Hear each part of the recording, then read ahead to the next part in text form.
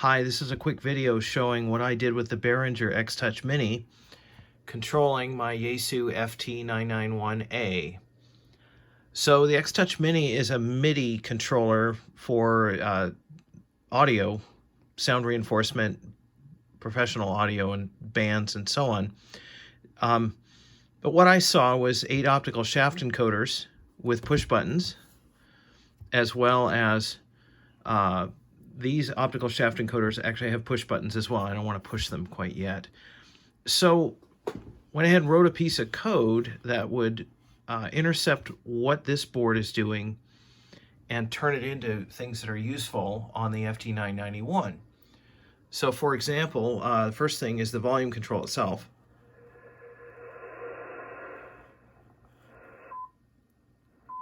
So I can turn it up and down, and if I grab the 991's volume control knob, it just takes over. So that works really great. If you listen very carefully to KQ7i, and I twist this knob,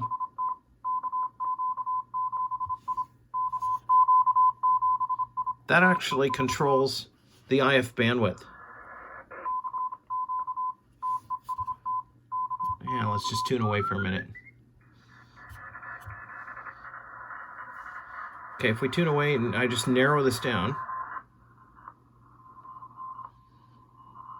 So I'm not only controlling the IF bandwidth, but I'm stepping right through the wide narrow nature that's inside the 991. They expect you to pick one wide bandwidth and one narrow bandwidth. And now I have the ability to just slide right through both of them.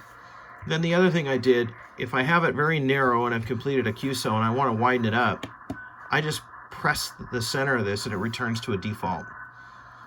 Similarly, this knob right here is the IF shift. And again, all these capabilities are available through the 991's menuing system. But do we really want to dig in and start poking around to find where all the buttons are? So as I started messing with that, I realized, this knob could work really well. Watch the power output. I could change the power output right on the xTouch. And again, if I press the default, my default right now is set to 40 watts. Don't tell Dad.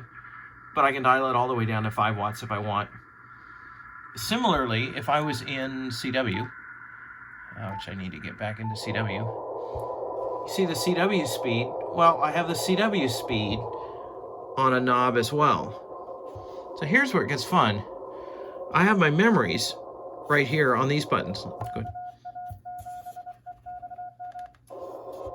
Again, oh, somebody says, who's that? Oh, he still can't hear me? Well, I can turn around and twist up the output power a little bit more with this knob. And again, I've got some feedback on here, but I'm also, watching the controls there. So I have my entire CW memory exchange right here. And in sweepstakes, I even have a button that would subtract, that would back up and allow me to replay the contact number if I needed to. The stop button would actually play a memory that's dead. It's the equivalent of stopping the transmission. And then the real fun over here that I thought of is if I press this button, I'll turn it down.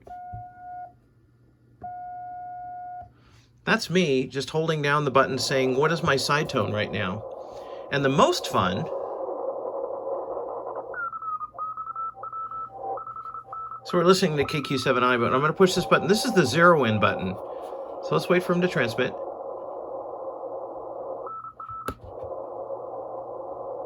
Did I get him? There we go. So the really neat thing about this is the 0 in button. And again, it's buried somewhere in the menu system. There it is, Z in. But again, you have to find it in the menu. And let's go over. There's the IF shift. There's the bandwidth. It's on narrow right now, super narrow. So I exposed all of those things out right on this panel. And I've got a couple other settings in here, and I don't even remember what I programmed them for. but I don't use them. I'll say it's been really, really handy to have these things exposed out. I mean, literally to the point that my memory keys are right here, much like I could do with the accessory.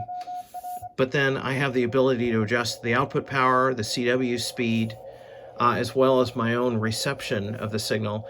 Once I've made a contact, I typically want to widen out the IF bandwidth as I start tuning around again. This has been really handy. I hope that explains what I've been doing with the Behringer xTouch Mini to control my FT-991. Thanks.